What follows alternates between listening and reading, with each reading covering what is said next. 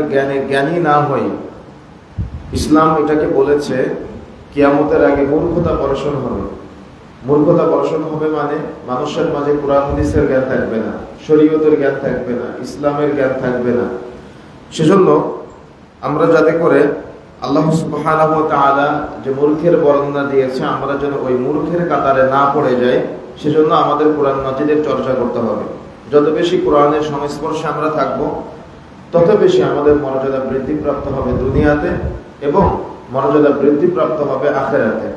আর যদি আমরা কোরআন থেকে দূরে সরে যাই, তাহলে না আমরা সালাত আদায় করে তৃপ্তি পাবো, না আমরা কোনো ইবাদত বন্দেগী করে তৃপ্তি পাবো, না আমরা আল্লাহর সাথে কথোপকথনের মাধ্যমে তৃপ্তি পাবো। তার মানে কোনো কিছুতেই আমরা তৃপ্তি পাবো না। এই জন্য কোরআনের জ্ঞান থাকা অত্যন্ত জরুরি। কিন্তু দুঃখজনক হবে সত্য যে আপনি বাবা, আপনি আপনার সন্তানকে নিয়ে কখনো কোরআন মাজিদের চর্চা করেন না। আপনি স্বামী, আপনি আপনার স্ত্রীকে নিয়ে কখনো কোরআন মাজিদের চর্চা করেন না। আপনি বড় ভাই, ছোট ভাইকে সাথে নিয়ে কখনো কোরআন মাজিদের চর্চা করেন না। যার কারণে সালাত আদায় করেন, কিন্তু সালাতের মাঝেও কোরআনের কোনো প্রভাব বিস্তার করে না।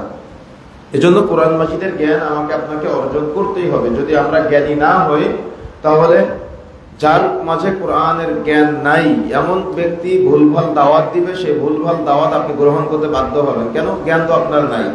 এজন্য জ্ঞান অর্জন করাটা অত্যন্ত জরুরি, বাধ্যতামূলক। আমরা ছোটবেলায় দেখতাম ফজরের সালাতের পরে, আসরের সালাতের পরে মসজিদ থেকে ঘোষণা আসতো, মক্তবের ছেলে মেয়েরা তোমরা মক্তবে আসো। কিন্তু যত দিন যাচ্ছে এই পদ্ধতিটা পরিবর্তন হয়ে যাচ্ছে। সকাল 7টায় প্রাইভেট, সকাল 8টায় প্রাইভেট, সকাল 9টা থেকে বিকাল 5টা পর্যন্ত স্কুল, আবার সেখান থেকে আসার পরে অনলাইন কোচিং বা আবার প্রাইভেট শুরু হয়ে যায়। কিন্তু 24টা ঘন্টার মধ্যে 10টা মিনিট আপনার সন্তানের কোরআনের শিক্ষা আপনি দিতে ব্যর্থ হয়েছেন, দিতে পারেন না।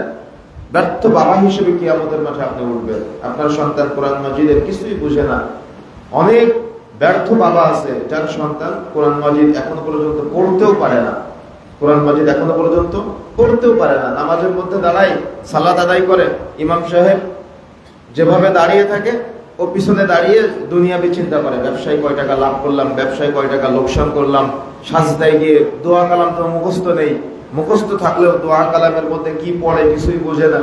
যার কারণে সাজদায় গিয়েও প্রশান্তি পায় না, নামাজের মধ্যে কথোপকথন করতে পারে না, আল্লাহর সাথে কথা বলতে পারে না। অথচ যদি আপনি জেনে বুঝে সালাত আদায় করতেন, সূরা ফাতিহা যখন আপনি পাঠ করেন, যখন আপনি বলেন আলহামদুলিল্লাহি রাব্বিল আলামিন, সমস্ত প্রশংসা আল্লাহ তোমার জন্য, তখন আল্লাহ সুবহানাহু ওয়া তাআলা সন্তুষ্ট হয়ে জবাব দেয়, হামিদানি আব্দি, আমার বান্দা আমার প্রশংসা করলো। সুবহানাল্লাহ।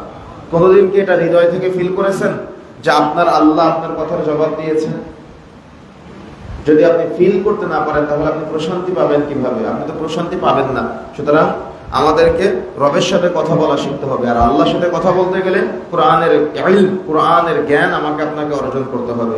কোরআনের জ্ঞান অর্জন করতে গিয়ে আপনি হয়তো বলতে পারেন যে আমি তো কোরআন পড়তে পারি না, আমি অনেক চেষ্টা করি কিন্তু পড়তে পারি না। এখানে আরেকটা মাসালা বলে দেই, অনেকে বাংলা দেখে কোরআন মাজিদ পড়ে। বাংলা দেখে বলে বাংলা উচ্চারণ দেখে, বাংলায় উচ্চারণ লেখা থাকে, অনুবাদের কথা বলি নাই, অনুবাদ আপনি পড়তেই পারেন, কিন্তু উচ্চারণ দেখে কোরআন মাজিদ পড়ে। লাজনার ফতোয়া অনুযায়ী নিজ নিজ দেশের ভাষায় উচ্চারণ দেখে কোরআন মাজিদ পড়া উচিত না। কেন উচিত না? যদি আমি কোরআন মাজিদ পড়তে পারি, আমার প্রত্যেকটা হরফের বিনিময় হবে 10 করে নেকি। কিন্তু আপনি কোরআন মাজিদ পড়তে পারেন না, আপনি আরবি দেখে পড়ার চেষ্টা করতেছেন, আপনি পড়তে পারেন না, ভুল হচ্ছে, তবু আপনি ডবল করে নেকি পাবেন। সুবহানাল্লাহ। তাহলে আপনি সুযোগ ছেড়ে কেন আপনি বাংলা ভাষায় আপনি ওই নিচে উচ্চারণ লেখা থাকে উচ্চারণ দেখে কোরআন মাজিদ পড়বেন? বরং অর্থের ভুল হয়ে যায় এবং মারাত্মক মারাত্মক ভুল হয়ে যায় অনেক ক্ষেত্রে। সুতরাং সতর্ক হতে হবে, সাবধান হতে হবে। কোরআন মাজিদের জ্ঞান যদি না থাকে, ইমাম সাহেবের কাছে এসে বসবেন, লজ্জার কিছু নাই, লজ্জার কিছুই নাই। ইমাম সাহেবের কাছে গিয়ে বসবেন যে আমি কোরআন পড়তে পারি না, আমাকে একটু কোরআন পড়া শেখায় দেন। তারপরে অর্থ বুঝে কোরআন পড়া শিখতে হবে, অর্থ বুঝে কোরআন জানা শিখতে হবে। তাহলে সালাত আদায় করবেন, ইমাম সাহেব কি তিলাওয়াত করবে, পিছনে দাঁড়িয়ে দাঁড়িয়ে আপনি সেটা ফিল করতে পারবেন। আরাবিয়ান সাহেবরা যখন তিলাওয়াত করে, তখন পিছনের মুসল্লিরা অঝরে কান্নাকাটি করে। কেন কান্নাকাটি করে বলেন? কেন কান্নাকাটি করে? তারা বুঝে যে ইমাম সাহেব, খতিব সাহেব কি বলতেছে, তারা বুঝে, কিন্তু আমরা তো বুঝি না। যার কারণে ইমাম পড়ে আলহামদুলিল্লাহি রাব্বিল আলামিন, আর আমি চিন্তা করি দোকানে কয় টাকা লাভ করলাম। ইমাম সাহেব পড়ে আর রহমানির রহিম, আমি চিন্তা করি শুক্রবারের দিন ছাড়া তো নামাজ পড়তে যাই না, জুমার নামাজ পড়ে বাড়িতে গিয়ে কিভাবে মেহমানদারিতা করবো। তাহলে এইসব চিন্তা আমাদের ব্রেনে সবসময় কাজ করে। এই জন্য কোরআন মাজিদের জ্ঞান অর্জন করতে হবে। দেখেন কোরআন মাজিদের জ্ঞান অর্জন করার মাঝে কত মজা আছে, কত প্রশান্তি আছে, কত তৃপ্তি আছে। আমি সংক্ষিপ্ত সময় একটা সূরার আলোচনা করব।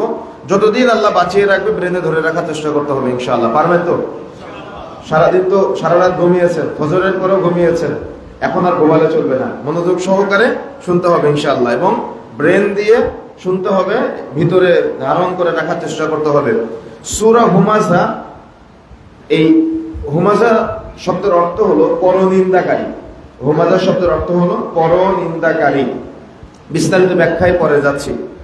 সূরা হুমাযা এটা হলো মাক্কি সূরা।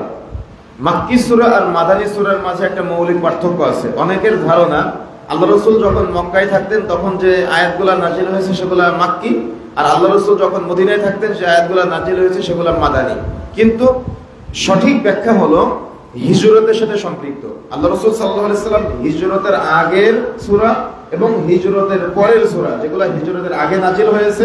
হিজরতের আগে কোথায় ছিলেন আল্লাহ রাসূল? মক্কায় না মদিনায়?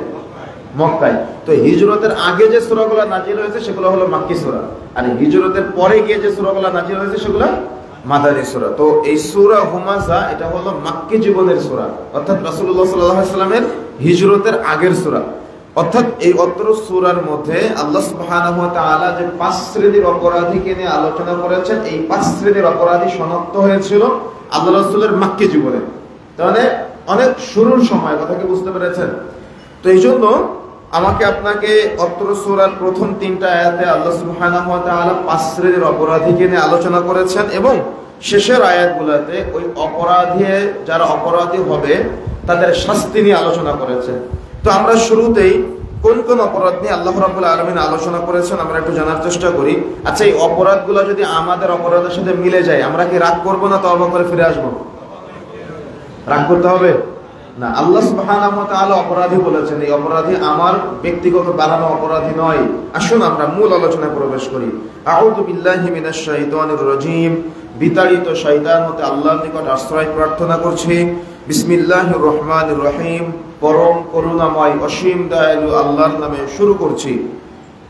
ওয়াইলুল লিকুল্লি হুমাযাতিল লুমাযা। আল্লাহ সুবহানাহু ওয়া তাআলা বলছেন 2 শ্রেণীর অপরাধী, এক শ্রেণীর হলো হুমাযা আর এক শ্রেণীর হলো লুমাযা।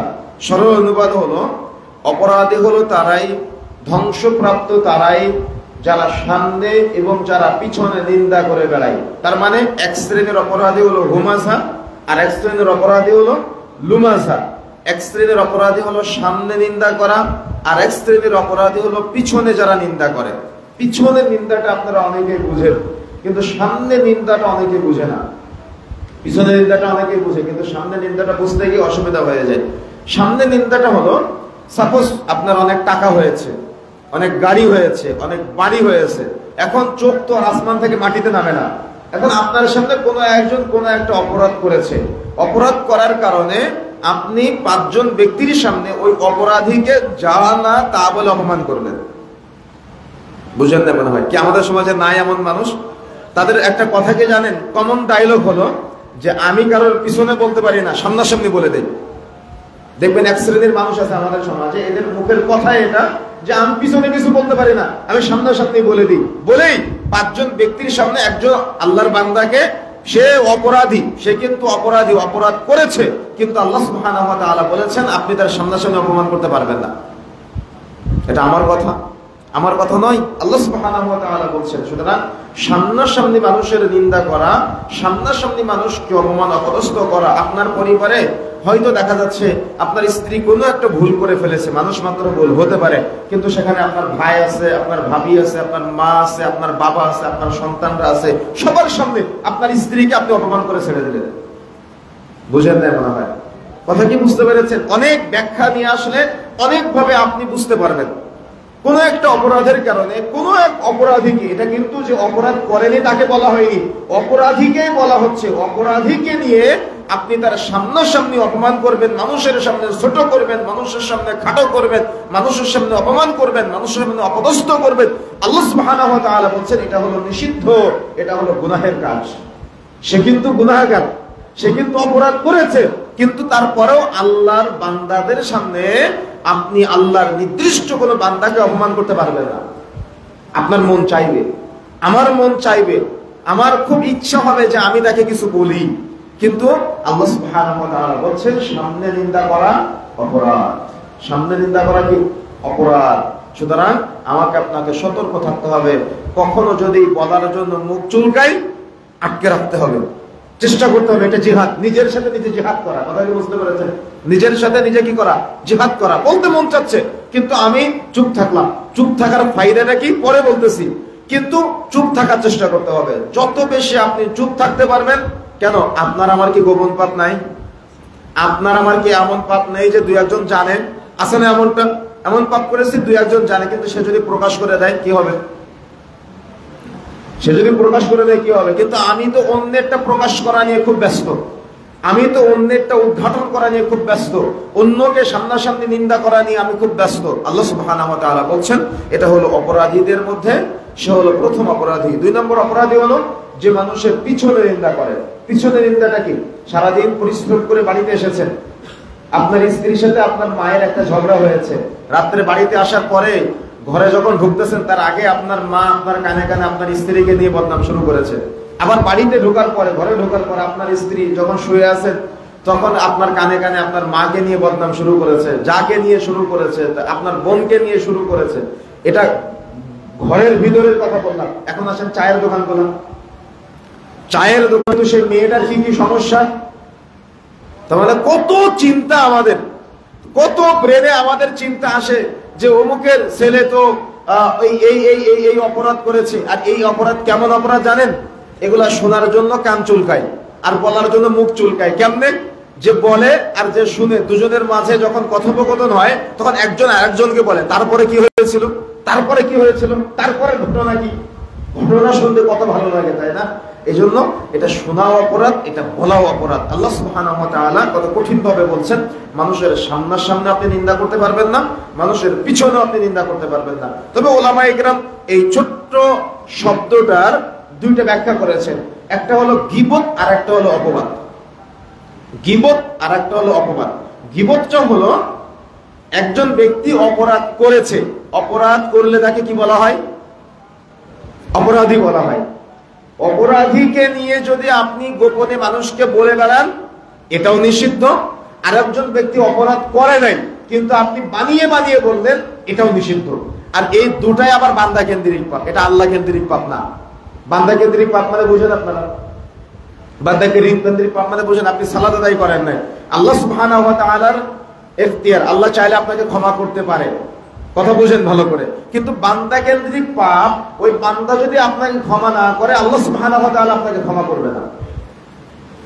তাহলে আপনি চায়ের দোকানে বসে কয়জনকে নিয়ে গীবত করেছেন? রাত্রে বালিশে শুয়ে শুয়ে কয়জনকে নিয়ে গীবত করেছেন? আপনি মোবাইলের মাঝে কয়জনকে নিয়ে, এখন তো মোবাইল ফোনগুলা কত কঠিন ভাবে, মোবাইল ফোনের মধ্যে কেউ শুনতে পাবে না, গীবত চলতেই থাকবে, কানও শুনবে আবার মুখও বলবে। মেসেঞ্জার, ফেসবুকের মেসেঞ্জার গুলা, হোয়াটসঅ্যাপ গুলার মাধ্যমে লিখিত আকারে গীবত চলে। এখন সব সতর্ক থাকতে হবে, সাবধান থাকার চেষ্টা করতে হবে।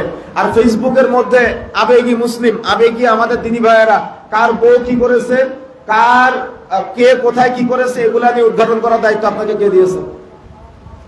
যে আলেম উলামার নিয়ে অপমান করে, অপদস্থ করে, আল্লাহ সুবহানাহু ওয়া তাআলা তার বিচার করবে, আর বিচার করেছে আলহামদুলিল্লাহ।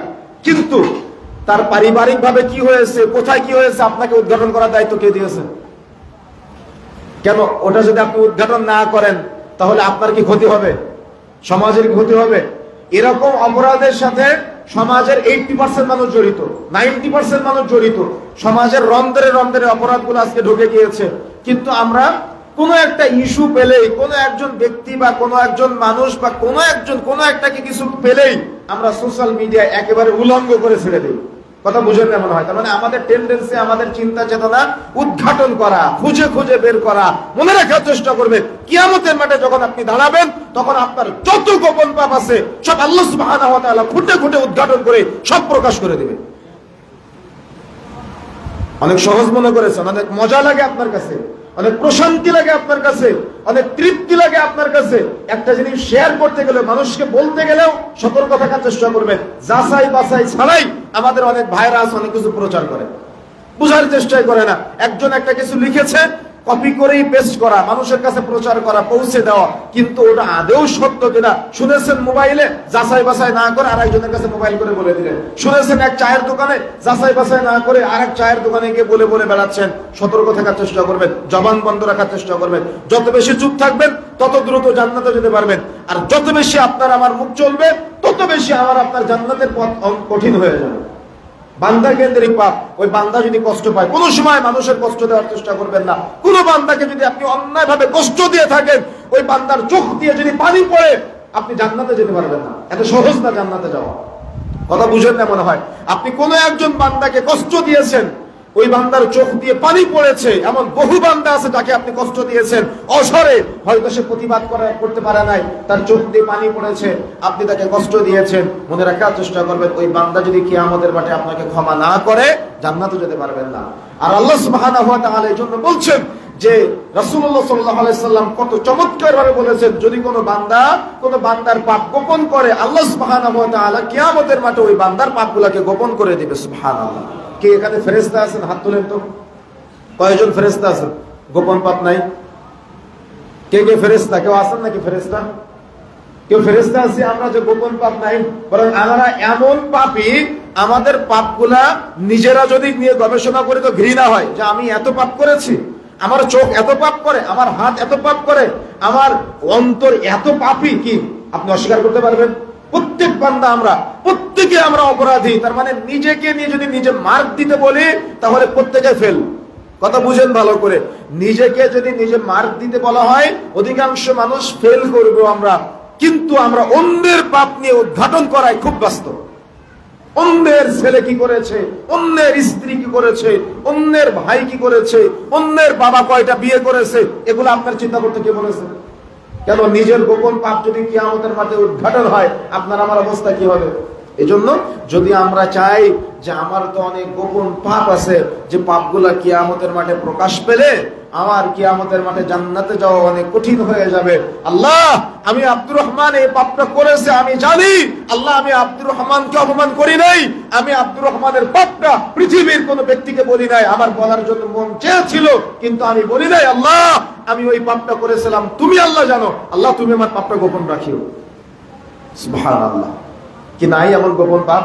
50 বছর বয়স, 40 বছর বয়স, 20 বছর বয়স, 60 বছর বয়স, জীবনে বহু গোপন পাপ আছে। চোখটা বন্ধ করে নিজের গোপন পাপগুলার দিকে তাকালে, আসমান জমিন সমপরিমাণ গোপন পাপ, যে পাপগুলার দিকে তাকালে নিজের প্রতি নিজের ঘৃণা জন্ম হয় যে আমি এত পাপ করেছি, আমি এত পাপী, আমি তো লেবাসধারী, আমার ভিতরে এত পাপ।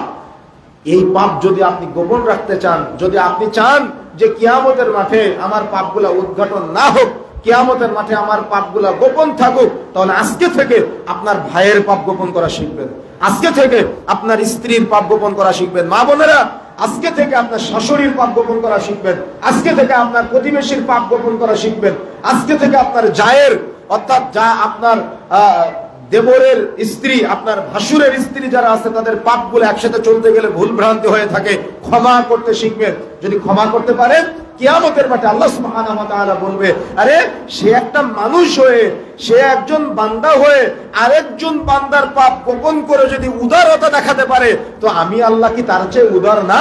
যা, আমি তার সব পাপগুলোকে গোপন করে দিলাম আজকে। সুবহানাল্লাহ। সিদ্ধান্ত আপনার, চিন্তা আপনার। মুখকে চালু রাখবেন, কানকে চালু রাখবেন নাকি বন্ধ রাখবেন? পাপ করার ক্ষেত্রে অবশ্যই বন্ধ রাখতে হবে। তার মানে এইটা অনেক ক্ষেত্রে জুলুমের পর্যায়ে পড়ে যায়, অনেক ক্ষেত্রে জুলুমের পর্যায়ে পড়ে যায়। ওলামা ইকরাম বলেছেন এই জন্য সর্বোচ্চ সতর্ক থাকার চেষ্টা করতে হবে। এই জন্য আল্লাহ বলছেন, ওয়াইলুল লিকুল্লি হুমাযাতিন লুমাযা, অপরাধী হলো ওই ব্যক্তি যে মানুষের সামনে এবং মানুষের পিছনে নিন্দা করে বেড়ায়। কেন অপরাধী বলেছেন? আপনি আল্লাহর কোন এক বান্দাকে অপমান করার জন্য আপনি গীবত করলেন, অপবাদ দিলেন, সামনাসামনি নিন্দা করলেন, বা পিছনে তাকে বদনাম করে বেড়ালেন। অমুকের ছেলে তো ভালো রেজাল্ট করতে পারে নাই, অমুকের মেয়ের রেজাল্ট তো ভালো হয় নাই, অমুকের ছেলে এটা করেছে ওইটা করেছে, হাফেজ হওয়ার পরেও এই ভুল করে। কেন আপনাকে উদ্ধারণ করতে বলেছে কেউ? নিজের সন্তান তো সিগারেট খেয়ে ঘুরে বেড়ায়, নিজের সন্তান তো দাড়ি কেটে ঘুরে বেড়ায়, নিজের সন্তান তো অন্য মেয়ের সাথে পার্কে ঘুরে বেড়ায়, নিজের সন্তান তো সিনেমা হলে সিনেমা দেখতে যায়। নিজের সন্তানকে নিয়ে আপনার চিন্তা নেই, কেন আরেকজনের সন্তানের পাপ উদ্ঘাটন করতে গেলেন? আপনি শরম আছে আপনার? লজ্জা আছে আপনার? হায়া আছে আপনার? মুসলিম হলে প্রকৃত মুসলমানের মতো মুসলিম হওয়ার চেষ্টা করতে হবে। কোন বান্দা যেন আপনার মাধ্যমে সে ওই বান্দা কেন্দ্রিক পাপী হয়ে সেজন্য অপরাধীদের কাতারে আপনার সামনে অপমানিত না হয়, অপদস্থ না হয়, এজন্য আপনাকে প্রচেষ্টা করতে হবে। যদি আপনি প্রচেষ্টা করেন, কিয়ামতের মাঠে আল্লাহ সুবহানাহু ওয়া তাআলা আপনাকে পাপ থেকে, গুনাহ থেকে আপনাকে হেফাজত করবে। সুতরাং এই দয়াটা আমাকে আপনাকে দেখাতে হবে। পারবো ইনশাআল্লাহ? চেষ্টা করতে হবে আমাদের। চেষ্টা করলে কিন্তু আমরা পারি। দেখবেন এক দোকানদার আরেক দোকানদারকে নিয়ে বদনাম করে, আছে না এমনটা? এক প্রতিবেশী আর এক প্রতিবেশীকে নিয়ে বদনাম করে, যেটা হয়েছে সেটাও বলে, যেটা হয় নাই সেটাও বলে। কেন কেন বলতে হবে আমার? কেন? একটু তাকে ভুল হতে পারে, তাকে সতর্ক করে তার ওই ভুলটা যদি আমি গোপন রাখতে পারি, তো আল্লাহ সুবহানাহু ওয়া তাআলা কি আমাকে কল্যাণ দিবে না? আমাদের মাঝে জ্ঞানের কমতি থাকার কারণে, ইলমের কমতি থাকার কারণে এই প্রবণতাগুলো দেখতে পাচ্ছি আমরা। এজন্য কি থাকতে হবে বলেন তো? সতর্ক থাকতে হবে, সাবধান থাকতে হবে।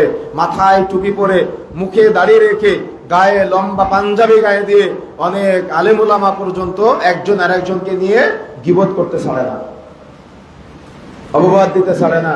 সুতরাং সতর্ক হতে হবে, সাবধান হতে হবে, যেন আমরা এগুলোর সাথে সাধারণ মানুষরাও না জড়াই, ওলামায়ে কেরামও যেন আমরা এগুলোর সাথে না জড়াই। তবে এক্ষেত্রে আর একটা শর্ত বলে দেই, একজন ব্যক্তি হয়তো এই মেম্বারে দাঁড়িয়ে আপনাকে একটা জাল হাদিস শোনাচ্ছে, বুঝেন ভালো করে, আপনাকে একটা মিথ্যা মেসেজ দিচ্ছে, যে মিথ্যা মেসেজটা কোরআন হাদিসে নাই, কিন্তু সে রাসূলের নামে বলতেছে। যদি আপনি এটা বুঝতে পারেন, তাহলে আপনাকে আবার জাতিকে বলে দিতে হবে। কেন? ধর্মের ব্যাপারে আপনাকে ক্ষতি করতেছে। বুঝেন না মনে হয়? আগে যেগুলো বলেছি সেগুলো জাগতিক বিষয়, সেগুলো যদি কেউ না জানে কারোর ক্ষতি হবে না, কিন্তু ধর্মের ব্যাপারে আপনাকে ক্ষতি করতেছে। কেউ আপনাকে কঠিন ভাবে বেদাত করতে উৎসাহ দিচ্ছে, শিরিক করতে উৎসাহ দিচ্ছে, যেগুলো রাসূল করে নাই, যেগুলো আল্লাহ কর্তৃক প্রদত্ত না। তখন যদি আপনি বুঝতে পারেন, তাহলে জাতিকে সতর্ক করতে হবে যে তিনি যেটা বলেছেন সেটা কোরআন হাদিস কর্তৃক স্বীকৃত না, সেটা বিদআত, সেটা শিরিক, সেটা কোরআন হাদিসের সাথে মিল নাই, আপনারা এটা থেকে বিরত থাকবেন। এটা হলো শরীয়তের বিষয়। সেই জন্য কথা কি বুঝতে পেরেছেন? সুতরাং সতর্ক হতে হবে, সাবধান থাকতে হবে। প্রথম আয়াতে আমরা জানতে পারলাম দুইজন অপরাধী, তারা হলো দুই শ্রেণীর অপরাধী। এক শ্রেণীর হলো হুমাজা, আর এক শ্রেণীর হলো লুমাজা, যারা সামনে নিন্দা করে এবং যারা পিছনে নিন্দা করে। এই অপরাধের সাথে যারা জড়িত আছেন, বিশেষ করে মা বোনেরা, তিনজন মহিলা যেখানে, কলকাতা শহর সেখানে কথিত আছে এই কথাগুলা। এই জন্য তিনজন মহিলা যেখানে হবেন, নেকি নিয়ে কথাবার্তা বলবেন, ইবাদত বন্দেগী নিয়ে আলোচনা করবেন, ইবাদত বন্দেগী, আমল আখলাক নিয়ে আলোচনা করবেন, মানুষের ভালো আমলগুলো প্রচার করবেন। এভাবে নিজেদের মধ্যে কোরআন হাদিসের চর্চা করবেন, গীবত তহমতের সাথে জড়ানোর চেষ্টা করবেন না। দেখেন 2 নম্বর আয়াত আল্লাহ সুবহানাহু ওয়া তাআলা বলছেন, আল্লাযী জামাআ মালাও ওয়া আদ্দাদা। অপরাধী হলো তারাই যারা সম্পদকে কুক্ষিগত করে রাখে, দান সাদাকা করে না, যাকাত আদায় করে না। কি নাই আমাদের সমাজে এমনটা? তবে এই সূরার মধ্যে আল্লাহ রাব্বুল আলামিন যে 5 শ্রেণীর অপরাধীকে নিয়ে আলোচনা করেছেন, এই 5টা অপরাধ হলো আত্মকেন্দ্রিক অপরাধ, অন্তরকেন্দ্রিক অপরাধ। মানুষ সামনাসামনি নিন্দা করে কেন বলেন তো? কেন? কিসের প্রশান্তির জন্য? আত্মার প্রশান্তির জন্য, নিজের ব্যক্তিত্বের প্রশান্তির জন্য। মানুষ মানুষের পিছনে নিন্দা করে কেন? কিসের প্রশান্তির জন্য? আত্মার প্রশান্তির জন্য। দেখেন 2 নম্বর আয়াতেও সেম মিলে গিয়েছে, আল্লাযী জামাআ মালাও ওয়া আদ্দাদা। অপরাধী হলো তারাই যারা সম্পদকে কুক্ষিগত করে রাখে, জমা করে রাখে, যাকাত আদায় করে না, দান সাদাকা করে না। তাহলে মানুষ সম্পদকে জমা করে রাখে কেন? কেন? বারবার গণনা করে কেন? কুক্ষিগত করে রাখে, বারবার গণনা করে, দান সাদাকা করে না, যাকাত আদায় করে না। এখন বারবার কেন টাকা গণে মানুষ? সম্পদকে বারবার কেন গণনা করে? আত্মার প্রশান্তির জন্য। মানুষ কেন দান সাদাকা করে না, যাকাত আদায় করে না? আত্মার প্রশান্তির জন্য কুক্ষিগত করে রাখে। এজন্য আল্লাহ সুবহানাহু ওয়া তাআলা বলছেন, আল্লাযী জামাআ মালাও ওয়া আদ্দাদা। অপরাধী হলো তারাই যারা সম্পদকে কুক্ষিগত করে রাখে এবং সম্পদকে বারবার গণনা করে। কেন? আত্মার প্রশান্তির জন্য। দেখেন আজকে আমাদের সমাজের অনেক নামধারী মুসলমান আছে, এরা যাকাত যা আদায় করতে হয়, যাকাতের শর্তে, বুঝেন না মনে হয়? কথা বুঝতে পেরেছেন? তাহলে কত কঠিন অপরাধ যদি আপনি যাকাত আদায় না করেন, যদি আপনি আপনার সম্পদের ময়লাটা বের করে না দেন। দেখেন অধিকাংশ মুসলমান জানে না স্বর্ণের 7.5 ভরি এবং রূপার 52.5 ভরি যদি কারোর কাছে এত বড় ফতোয়া বোর্ড, নাম শুনেছেন? ফতোয়া লাজনা, ফতোয়া লাজনার ফতোয়া অনুযায়ী বাংলাদেশের যতগুলো ফতোয়া বিভাগ আছে, বিশেষ করে আমাদের সালাফিদের, বিশেষ করে মাসিক আল তাহারিক, মাসিক আল ইখলাস, মাসিক আল ইখলাস এবং মাসিক সাপ্তাহিক আরাফাত, তারপরে মাসিক আল ইতিসাম সহ যতগুলি গবেষণা পত্রিকা আছে, সবার গবেষণা অনুযায়ী গরিবের হক বিবেচনা রূপার হিসেবে যাকাত আদায় করাটাই উত্তম। বুঝেন না মনে হয়? স্বর্ণে 7.5 ভরির দাম কত বর্তমানে? প্রায় 15 লক্ষ টাকার উপরে, 15 লক্ষ টাকার উপরে। কিন্তু গরিবের হক বিবেচনায় রূপা 52.5 ভরির দাম 80-90 হাজার টাকার মতো হতে পারে, বা আমি 1 লাখ টাকায় ধরলাম। তো উলামায়ে কেরামের মাসালা অনুযায়ী, লাজনার ফতোয়া অনুযায়ী গরিবের হক বিবেচনায় যদি রূপার হিসেবে যাকাত আদায় করতে হয়, তাহলে যদি কারণ 1 লক্ষ টাকা বা সেই মানের আপনি স্বর্ণ বা রূপা যদি আপনার কাছে 1 বছর গচ্ছিত থাকে, তাহলে আপনি সেখান থেকে শতকরা 2.5% হারে যাকাত বের করে ফেলবেন। যদিও যদি কেউ স্বর্ণের হিসেবে যাকাত আদায় করে, সে গুনাহগার হবে না। ভালো করে বুঝেন, ভুল বুঝিয়েন না আবার। আমি আপনাকে রূপার হিসেবে দিতে বাধ্য করি নাই, আমি আপনাকে বুঝিয়েছি স্বর্ণের হিসেবে দিলে আপনি গুনাহগার হবেন না। তবে উলামায়ে কেরামের মাসালা অনুযায়ী এবং জমহুর উলামায়ে কেরামের ফতোয়া অনুযায়ী গরিবের হক বিবেচনায় রূপার হিসেবে যাকাতটা বের করে দেওয়াই উত্তম। কেন? আপনি 1 লক্ষ টাকা যে আল্লাহ আপনাকে দিয়েছেন, ওই আল্লাহর জন্য আপনি 2.5 টাকা ব্যয় করতে পারবেন না? আমার কথা বুঝেন না? আমি যুক্তি আপনাকে দিচ্ছি না, আমি রূপা যেহেতু একটা অপশন ইসলামী শরীয়ত দিয়েছে, এই ইসলামী শরীয়তের অপশনটা আপনার কাছে উন্মুক্ত করে দিচ্ছি। আপনি আপনার রবের জন্য 1 লক্ষ টাকায় 2.5 টাকা ব্যয় করবেন, আপনার রব আপনাকে ডবল করে ফেরত দিবে। আপনার রব আপনার সম্পদে বারাকা বৃদ্ধি করে দিবে। আপনার সম্পদের ময়লাটা আপনি বের করে ফেলে দিলেন, এর চাইতে উত্তম আর কি হতে পারে? এর চাইতে কল্যাণ আর কি হতে পারে? সুতরাং যাকাতটা আদায় করা আমাদের অভ্যস্ত হতে হবে। এমন কোন পাবলিক নাই যে এই 1-1.5 লাখ টাকা কারোর জমা নাই, গচ্ছিত নাই। তাহলে আপনি চেষ্টা করেন যাকাত আদায় করার জন্য, বেশি বেশি যাকাত আদায় করবেন। যত বেশি আপনি যাকাত আদায় করবেন, তত আপনার সন্তানরা শিখবে যে আমার বাবা যাকাত আদায় করে, আপনার সন্তানও যাকাতে অভ্যস্ত হবে। কথা বুঝতে পেরেছেন? এজন্য কুক্ষিগত করে রাখবেন না, কুক্ষিগত করে রাখলে অন্তর সংকীর্ণ হয়ে যায়। এজন্য সতর্ক থাকতে হবে এবং ওই সম্পদটাকে বারবার গণনা করলে অন্তর সংকীর্ণ হয়ে যায়। দান সাদাকা করবেন। দেখেন এখানে মসজিদ নির্মাণ চলতেছে, আলহামদুলিল্লাহ। রাসূলুল্লাহ সাল্লাল্লাহু আলাইহি ওয়াসাল্লাম বলেছেন, মান বানা লিল্লাহি মাসজিদান, লম্বা হাদিস, যে ব্যক্তি মসজিদ নির্মাণ করবে তার জন্য জান্নাতে ঘর নির্মাণ করা হবে। কি সম্পূর্ণ মসজিদ বানায় দেওয়া লাগবে? কি মনে হয় আপনার কাছে? যে ব্যক্তি মসজিদ নির্মাণের কাজে সামান্য সহযোগিতাও করবে, তার জন্য জান্নাতে ঘর নির্মাণ হবে। সুবহানাল্লাহ। তাহলে এই বড় বড় ক্ষেত্রগুলা আমাদেরকে গ্রহণ করে নিতে হবে, লুফে নিতে হবে। তার মানে যখন যেখানে দেখবো মসজিদ নির্মাণ হচ্ছে, আলহামদুলিল্লাহ, তখন সঙ্গে সঙ্গে আমার আল্লাহ যে অর্থ নামক নিয়ামত দান করেছে আমাকে, ওই নিয়ামত থেকে সেখানে কিছু দেওয়ার চেষ্টা করতে হবে। আমি মারা যাব, আমি থাকবো না, কিন্তু ওই ইবাদতের জায়গাটা থাকবে, তাই না? থাকবে কিনা? নিঃসন্দেহে থাকবে। ওই ইবাদতের জায়গায় যত মানুষ যত ওয়াক্ত সালাত আদায় করবে, যত রাকাত সালাত আদায় করবে, যে কয়টা সাজদা দেবে, প্রত্যেক ওয়াক্তের, প্রত্যেক রাকাতের, প্রত্যেক সাজদার বিনিময়ে যে নেকিও পাবে, তার একটা নেকি আপনি মারা গেল আপনার আমলনামায় লিপিবদ্ধ হবে ইনশাআল্লাহ। সিদ্ধান্ত আপনার, যে আপনি কার সাথে, আল্লাহর সাথে আপনি কিভাবে এই ডিলগুলো করবেন, বা কিভাবে আপনি আপনার ইবাদতের, আপনার নেকির এই পরিক্রমাগুলো আপনি বাড়াবেন। সুতরাং আল্লাহ আপনাকে অর্থ নামক নিয়ামত দান করেছে, আপনি আল্লাহর রাস্তায় ব্যয় করার চেষ্টা করবেন। পারবেন ইনশাআল্লাহ? চেষ্টা করতে হবে যেন কুক্ষিগত না হয়, যেন আমরা যাকাত আদায় করতে পারি, যেন আমরা দান সাদাকা করতে পারি। আলহামদুলিল্লাহ, মসজিদ নির্মাণের কাজ চলতেছে। আমি বলতেছি না আপনাকে কত টাকা আপনি দিবেন, কিন্তু আল্লাহ সুবহানাহু ওয়া তাআলা আপনাকে যতটুকু সামর্থ্য দিয়েছে, ওই সামর্থ্য অনুযায়ী আপনি এটাতে সহযোগিতা করবেন। যদি সহযোগিতা করেন, তাহলে ফজিলত, জান্নাতে ঘর হবে। ফজিলত, যত মানুষ এই দাওয়াত, এই প্ল্যাটফর্মে ইবাদত বন্দেগীর সাথে জড়িত থাকবে এবং পরবর্তীতে এখানে মাদ্রাসা হবে, যত হাফেজ বের হবে, ইমাম বের হবে, দাঈ বের হবে, খতিব বের হবে, আলেমা বের হবে, হাফেজা বের হবে, তাদের মাধ্যমে বিশ্বব্যাপী যত দাওয়াতি খেদমা হবে, সাদাকায়ে জারিয়া, বিশাল প্ল্যাটফর্ম, সবার একটা করে নেকির ভাগ আপনার আমলনামায় লিপিবদ্ধ হবে ইনশাআল্লাহ। তাহলে এই সুযোগকে ছেড়ে দিব আমরা? এই সুযোগকে হাতছাড়া করব? সুতরাং আমাকে আপনাকে চেষ্টা অব্যাহত রাখতে হবে। আল্লাহ সুবহানাহু ওয়া তাআলা তৌফিক দান করুন। 3 নম্বর আয়াতে আল্লাহ রাব্বুল আলামিন বলছেন, ইহসাবু আন্না মালাহু আখলাদা। অপরাধী হলো তারাই, অপরাধী হলো ওই ব্যক্তি যে সম্পদকে চিরস্থায়ী মনে করে, বা সম্পদের মাধ্যমে নিজেকে চিরস্থায়ী মনে করে। বলেন তো, আপনি দুনিয়াতে চিরজীবন থাকতে পারবেন? বা আপনার আমার সম্পদ দুনিয়াতে চিরজীবন থাকবে? আমাদের চোখের সামনে এমন বহু ব্যক্তি আছে না যার সম্পদ ছিল এখন নাই, আবার বহু ব্যক্তি আছে যার কিছুই ছিল না কিন্তু এখন আছে, আবার বহু ব্যক্তি আছে যে জীবনে বহু অহংকার করেছিল কিন্তু এখন মাটির নিচে। কি আছে কিনা? আছে না? আমাদের সমাজে এমন বহু আছে। সুতরাং আমাকে আপনাকে আল্লাহ সুবহানাহু ওয়া তাআলা সতর্ক করে বলছেন, ইহসাবু আন্না মালাহু আখলাদা, তারা মনে করে তাদের সম্পদ তাদেরকে দুনিয়াতে আজীবন অমর করে রাখবে।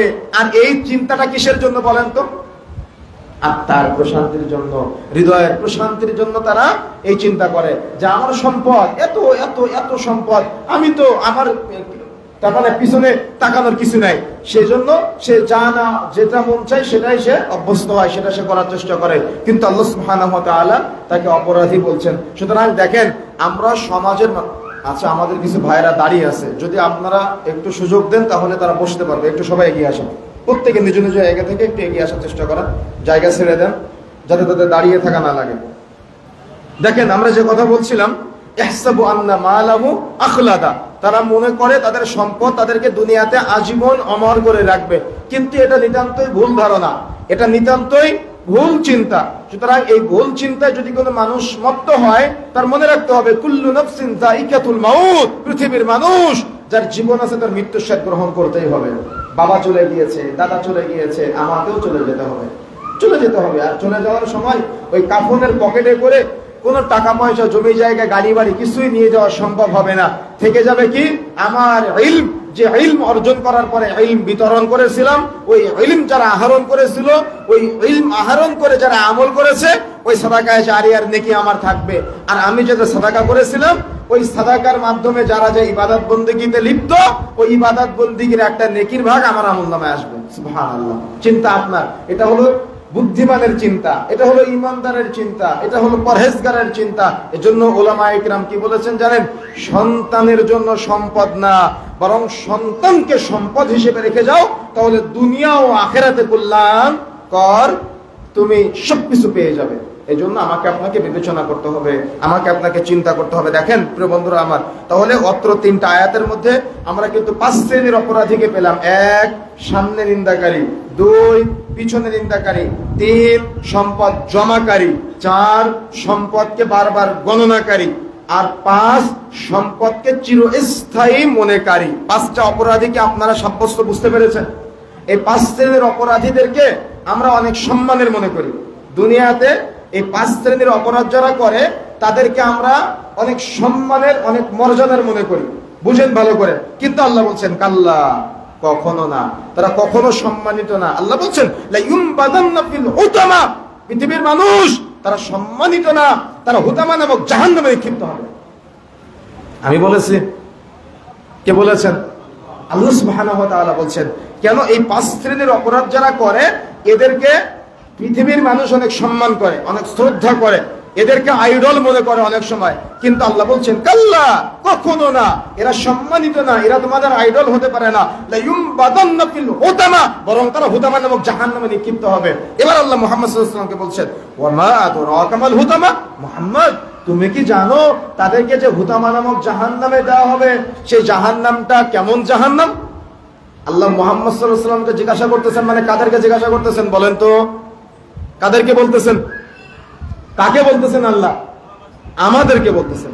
মুহাম্মদ সাল্লাল্লাহু আলাইহি ওয়াসাল্লামকে বলা মানে আল্লাহ মুহাম্মদ সাল্লাল্লাহু আলাইহি ওয়াসাল্লামের উম্মতদেরকে বলতেছেন ওয়া মা আদরাকা মাল হুতামা, মুহাম্মাদের উম্মত তোমরা কি জানো এই হুতামা নামক জাহান্নাম কেমন জাহান্নাম?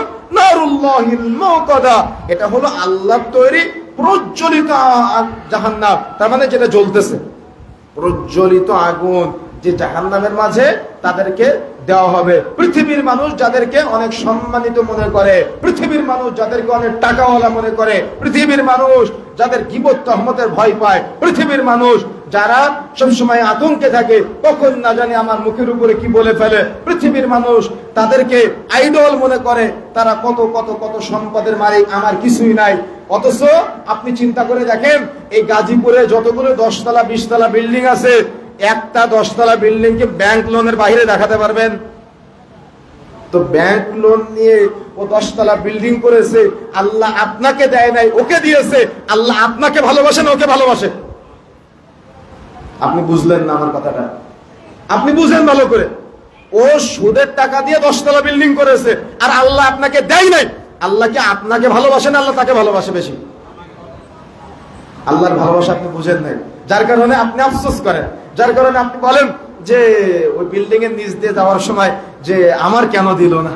অভিযোগ করেন আপনি আল্লাহর কাছে, আপনি আল্লাহকে অভিযুক্ত করেন, আপনি আল্লাহকে অভিযোগ করে আল্লাহকে অপরাধী বানান যে তাকে আল্লাহ দিয়েছে আমার ছোট ভাইকে, আমি তার বড় ভাই, কেন আল্লাহ আমাকে দিল না।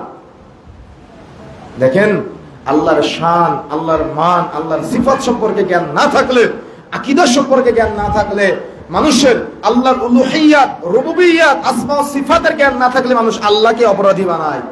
অথচ আল্লাহ আপনাকে ভালোবাসে, আল্লাহ আপনাকে ভালোবাসে। আল্লাহর ভালোবাসা আপনি বুঝেন নাই, যার কারণে আপনার চিন্তা সে এত কিছু করেছে কিন্তু আমি কেন পেলাম না। কেন পেলাম না মানে কাকে অপরাধী বানালেন?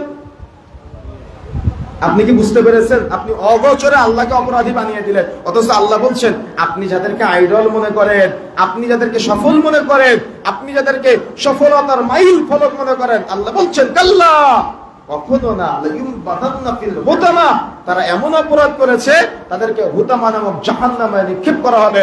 আপনি জানেন, তারা এই যে মনে করেন সুদের টাকায় 10 তলা বিল্ডিং রেখে যাচ্ছে, কিয়ামতের ওটা কার জন্য? ও মারা যাওয়ার পরে তার গোসলটা কি ওই 10 তলা বিল্ডিং এর কোন একটা গোসলখানায় হবে? অথচ একটা গোসলখানা বেলাতে 1 লাখ টাকার উপরে খরচ হয়। কোন একটা গোসলখানা হবে? কোন একটা গোসলখানা হবে না। ভোগ দখল করবে কারা? সন্তানেরা। কিয়ামতের মাঠে সন্তান ভোগ দখল করার কারণে যখন তাকে জাহান্নামে দেওয়া হবে, তখনও বলবে আল্লাহ সুদের টাকা এটা আমি বানাইনি, আল্লাহ বানিয়েছিল আমার বাবা, তাকে জাহান্নামে দাও, আমি জাহান্নামে যেতে চাই না। আপনার সন্তান বলবে এভাবে, আপনার সন্তান অভিযোগ করবে আর বলবে। অথচ আপনি চিন্তা করেন নাই, আপনি ভাবেন নাই, আপনি গবেষণা করেন নাই। আপনি আপনার ভবিষ্যৎ প্রজন্মের জন্য অমুক ব্যাংক থেকে 50 কোটি টাকা লোন নিয়ে বিশাল বিল্ডিং হাঁকিয়ে পায়ের উপরে পা বসে চায়ের দোকানে বসে আপনি মিছিল মিটিং করেন, অন্য ছেলেদেরকে গীবত তহমত করেন, আর আপনাকে অন্যের আইডল বানান। কিয়ামতের মাঠে আপনার সন্তান বলবে আল্লাহ আমি জাহান্নামে যেতে চাই না, বানিয়েছিল আমার বাবা, আমার বাবাকে জাহান্নামে দেওয়া হোক, আমি জাহান্নামে যেতে চাই না। কিয়ামতের মাঠে শাস্তির আওতায় নিয়ে আসা হবে। এজন্য সতর্ক হতে হবে, সাবধান হতে হবে। আল্লাহ বলছেন নারুল্লাহিল মাউকাদা, তাদেরকে এমন জাহান্নামে দেওয়া হবে, এটা হবে প্রজ্বলিত আগুন, যে আগুন জ্বলতেছে। আল্লাতী তাত্তালিউ আলাল আফিদা, যে আগুন মানুষের হৃদয়কে চূর্ণ বিচূর্ণ করে দিবে, আত্মা ফাটিয়ে দিবে। কেন বলেন তো? এই অপরাধ কেন করেন?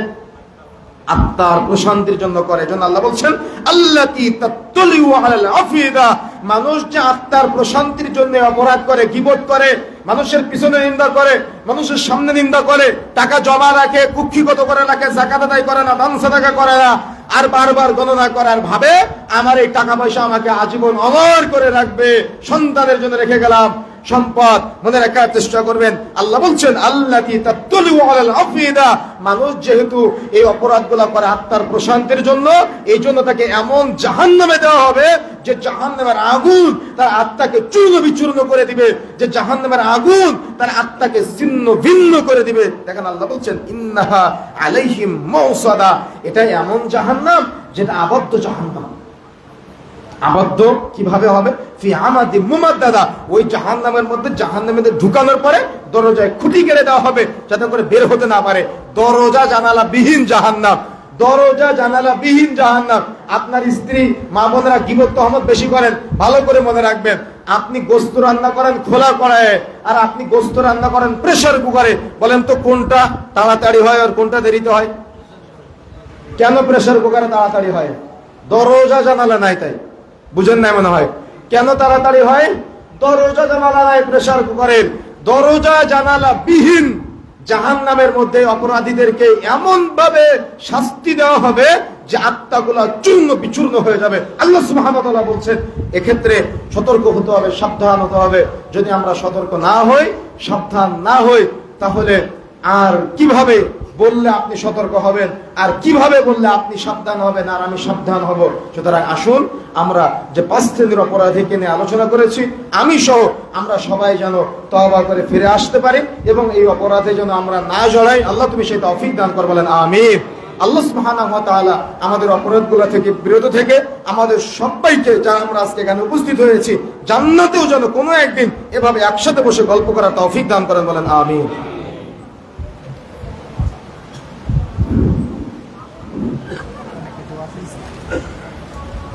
আমি তো খুব মধ্যে এগুলো বলি না সালাতের পর। আলহামদুলিল্লাহ